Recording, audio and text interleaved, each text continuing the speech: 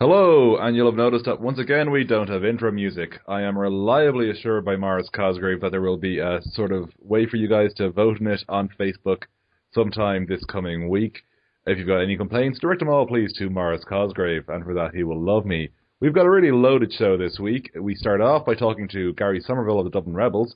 We'll then talk to UCD's Eoin Cunningham, before finishing off with two pieces from the NFL's Roadshow in Dublin early this month. But first, I spoke to Gary Sommerville of the Dublin Rebels about their win 20-6 over Carrickfergus Knights last Sunday. And joining me now is Gary Sommerville, a wide receiver with the Dublin Rebels. Gary, good win for you guys at the weekend. I suppose you're a receiver, so I'm going to start off by asking you, what sort of looks were you seeing on defense yourself? Just thanks for having me on to start off. Last time we played the Knights, it was a barnstormer of a game, and it was 40-34.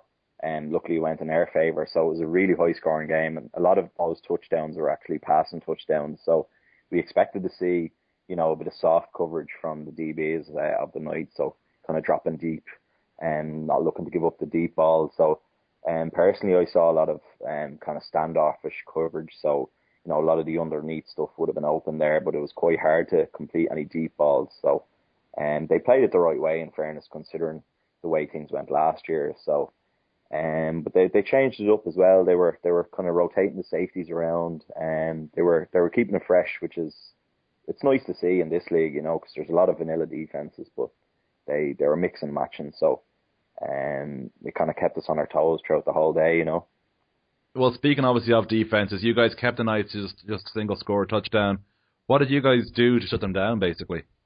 Well, the thing about the Knights is they usually have quite a balanced offense. There's a reason they're one of the longest standing teams, and it's because they're very consistent. So they normally have a strong running game, and their quarterback Adam Devaney is quite a strong arm on him as well. So he can definitely throw the ball downfield, and with Paul McKillop there, who's a veteran receiver in this league, there's always the threat there for a touchdown at any moment. So for us, we had to be honest on on the run game and pass game. So it was quite hard at the start to get a gauge of what they were going to do.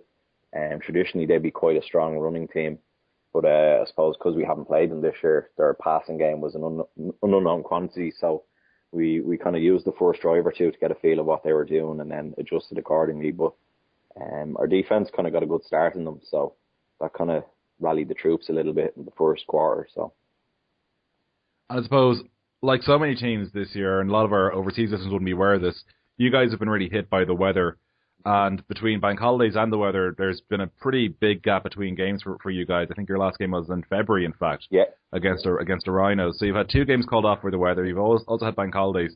Just for you guys staying organised, and I'm sure this is the same for a lot of teams around the league, but obviously just about your own team. Yeah. Like, how tough is it to deal with that long a break? It is hard. You have to be disciplined. You have to keep the guys interested, So if you're doing your standard training session with nothing new introduced, guys are going to get a little bit bored quickly. So you have to make sure your training sessions are interesting. You're always introducing something new, and basically you're just preparing them for the inevitable, which is going to be, for us, it's probably going to be a 5-game stretch over 7 weeks. So it's going to be a really intense schedule down the line. So it's probably, in a way, it's a good thing that we have this little bit of rest, because we're going to need it, because we're not getting much rest over the next 7 weeks. So it was kind of a chance for any guys to heal up any niggling injuries that they may have gotten from the Rhinos game, because it's going to be an intense schedule from now on. But on the flip side, a lack of game practice or game experience, especially for the new guys. We have a lot of rookies on both sides of the ball, so in that sense, it was a little bit bad that they weren't getting that match practice in. So it could be seen both ways, I guess. And I know you work with the receivers in the Rebels, Gary, and you guys have that packed schedule coming up, like you were saying. Mm-hmm. So when it comes to, I suppose, adjusting game to game, because even like making adjustments to what you guys do yourselves, never mind looking at what the opposition is doing, like how tough is it going to be for the coaches really with the Rebels to like make those adjustments week on week when you're going to be dealing with injuries piling up, which naturally occur in the game, and also just by not having much time to train? Yeah, well, we're lucky in a sense that the light is starting to come back a little bit. So, I'm sure most teams up and down the country are going to be training during the week. So, we usually only get the one session during the week. So at least, in that way we can prepare a little bit on the Wednesday for the upcoming game. So it's not a case of we see each other on the Sunday and then we don't really hear or do anything during the week and then have another game. So we do have that chance during the week to prepare and, maybe go over a little bit of footage or playbook stuff or whatever needs to be done. But it gives a little bit of a chance for the coaches anyway to kind of get a game plan set in stone and just be ready for when Sunday comes along. Gary, that's been a great help. Thanks for joining us on the show this week. Thanks very much, Emmet. That was Gary Sommerville of the Dublin Rebels. Next up, we talked to Eoin Cunningham, head coach of University College Dublin, who recorded a resounding 34-6 win at home to the Cork Admirals last week. Joining me now is the head coach of UCD, Eoin Cunningham. UCD recorded a 34-6 victory at home against the Cork Admirals on Sunday. Eoin, thanks for joining us. No problem. Great to be here. Eoin, I suppose, big win for you guys. I suppose, looking at the scoreline first, how did the game really go down? Well, it was a tale of two halves, really. Like, the first quarter, we were very much in charge of the game, I felt. But the second quarter, now Cork made some good adjustments to what we were doing, and they had a very big interception that brought them down to our 1 yard line that resulted in their touchdown. So at half time, it was 14-6. We weren't exactly thrilled with that scoreline, so we went down the second half very aggressive, and we were determined to make sure that game was over as soon as possible. I suppose, for people who aren't familiar with what UCD do, what sort of offense do you guys run? Are you pro style, option? What do you guys run? We're at the moment we're running a pro style type of offense. The main thing this year for us was because my first year as a head coach, the last 2 years I've been running the defense, so this is my first time with an offense, and for myself and for the players, I just wanted to keep it as simple as possible. Stuff that they've seen a lot, and that you could kind of slot anyone into, and the rest of the guys would explain it to them quickly. So it was just the easier it was for me and the players, the better. And in terms of where you guys saw success offensively, was it the run game or the pass game doing it for you guys on Sunday? The run game was very good. We've a great O-line this year. Our chemistry on the O-line is great, and we got some great blocks from our receivers, our tight end, the lads who were playing in on a fullback whenever we were using the fullback. The blocks we got were great, and that helped open up our passing game a lot. We had a couple of great catches now. And of course, defensively, aside from that 1 yard one they ran in from, which really it wasn't ideal for defense, you guys pretty much pitched a great game. So what sort of scheme are you guys running, and how did you read what Cork were doing? We run a 3-4, and we have for the past 2 years, and we've got a great defense. Not to toot my own horn now, but I'm very, very happy with our defense. One of the things we pride ourselves on is our ability to make adjustments. We've got a couple of different schemes that we can use. Cork now, they were using formations that we've never seen before, and it was confusing early on now, but luckily, we were able to pick up on it, and I always like to say that our whiteboard will be our MVP this year, because we're just constantly on it, constantly drawing things up and just trying to make adjustments as we go along, because we don't want to just stay in the same thing and let them just pick us apart.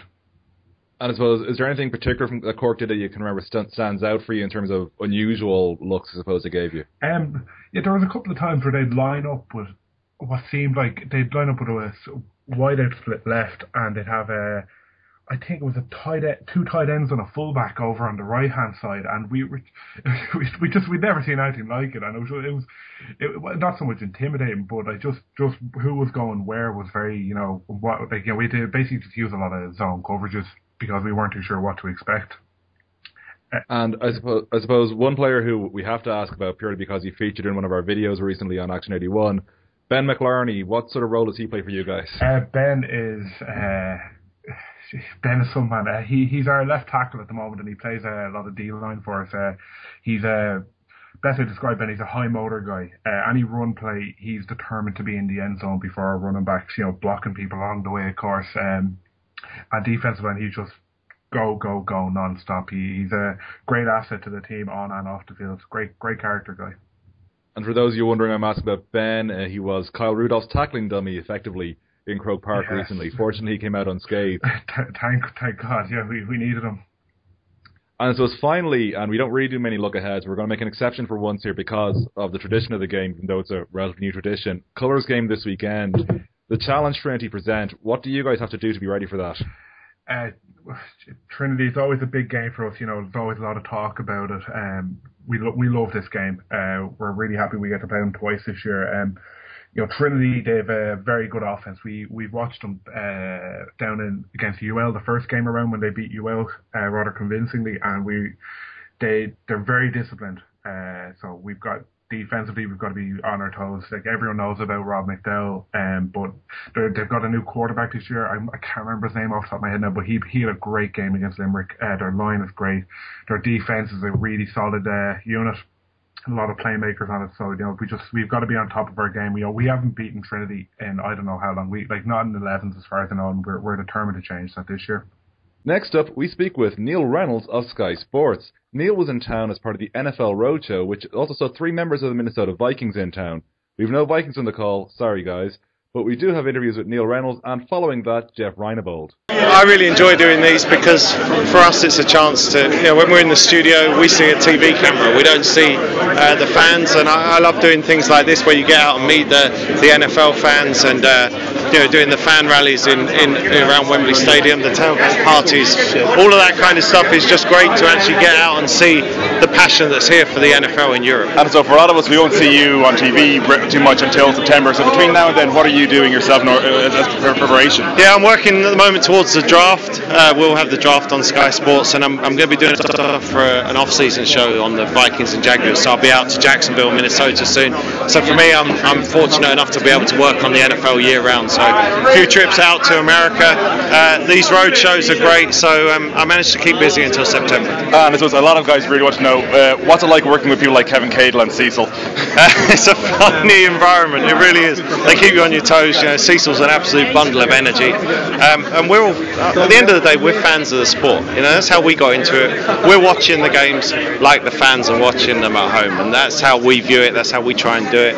We try and just have some fun with it, so it is a lot of fun. And one last question for you, obviously, as you are a fan, 2 games in London this year instead of the usual one, you must be excited. Yeah, it's great. I think it's just further evidence that the game's growing, and that the NFL in New York and America, they believe in Europe and the United Kingdom at the moment, but hopefully it grows from out to other places. I'd love to see a game come here. I think you can see just from tonight the passionate fans that are here in Ireland, and I think they would deserve a game. So you get 2 games in London, maybe we branch out from that, but it's certainly good times ahead. That was Neil Reynolds of Sky Sports. Next up, I spoke with Jeff Reinebold about his time coaching and the experience of coming to Dublin for a fan event. Well, to me, this is the fun part. And one of the reasons why I coach in the CFL is it gives me an opportunity to do these things. And, from 95 when I first came to Europe, I watched the game grow and the fan base grow and the knowledge of the fans grow, the sophistication of the fans grow. And it's all just, to me, this is nothing but pure fun. And it was like you said, you coach in the CFL. Like culturally, what's the difference up there coaching in Canada compared to coaching in the US? Well, the game's a different game. It's obviously we have 12 guys on a side, not 11 on a side. There's one less down. The defensive players have to line up a yard off the line of scrimmage. The offensive players all can be in motion at the same time. It's a more wide open game. The field's bigger, but all in all, when you boil it all down, it's all football. And there are some great players playing up there, and there are a number of players, Cameron Wake and some of those guys that have gone from the CFL into huge roles in the NFL. So, it's another opportunity for guys to play the game and get paid, and I'm blessed to have an opportunity to be a part of it. And if there was one element of CFL play you could introduce into NFL or NCAA football, what would it be? Well, I think the thing with the kicking game is just so much more dynamic in the in the CFL, because, for example, on punch you can't fair catch. There's no fair catches, and the cover team has to give a 5-yard radius around the punt returner, which really electrifies the game. You can imagine what it would be like in the National Football League if you had to return every single punt. And I think that's one of the areas that, instead of de-emphasizing the kicking game, which seems to be the case right now in the National Football League, I think that we ought to emphasize the return game. And so finally, I saw you chatting to a few players with local teams over here, the Rebels in particular, earlier. Like, the experience you get from working with Sky, do you get to see much games in the UK or anywhere like that? Yeah, I do, and what's been amazing is I've watched the game grow, and I've watched like I say, the coaching has gotten better. And when the coaching gets better, the playing gets better. And, as you grow players, you also grow fans of the game, and so it all works together, it all fits together, and it's all part of, what to me is the greatest game in the world. And that's all we have on a rather crowded show this week. We're sorry we weren't able to get all the interviews in. We were hoping to speak with the Craigavon Cowboys. They were available, but we literally didn't have enough time on the show. So we have promised the Cowboys we'll get them in for our next show, hopefully, which will be their game at the Trojans next weekend. And that leads us nicely into the fixtures and results. So starting with the Shamrock Bowl Conference, Week 6 has just been played. There were 4 games. The Cork Admirals lost 34-6 at UCD. The Craigavon Cowboys won 23-0 at home to the West Dublin Rhinos. As we heard earlier from Gary, the Dublin Rebels beat the Carrickfergus Knights 20-6 in Sportlink. And UL Vikings narrowly beat the Trinity College Dublin even, 13-12 in the UL Sports Grounds. Week 7's fixtures in the Shamrock Bowl Conference see the Dublin Rebels travel to the West Dublin Rhinos, the Craigavon Cowboys travel to the Belfast Trojans, and the colours game we mentioned earlier between University College Dublin and Trinity College Dublin. That's in Trinity Sports Grounds. Also, we have a return, finally, after a very long break, largely due to bank holidays, but also a bit of weather, of IAFL 1. And that'll see the Mullingar Minotaurs, wow, that was a bad pronunciation, guys, travel to the Drogheda Lightning at St Oliver's Community College. That's on Sunday at 2 p.m. For all the fixtures and details on how to get to games, go to americanfootball.ie. But for now, I've been Emmet Ryan, this has been IAFA Insider. Follow me on Twitter at Action81, and to see our full coverage of the NFL Roadshow, go to the site action81.com. You'll see a link there pretty quickly. Thank you.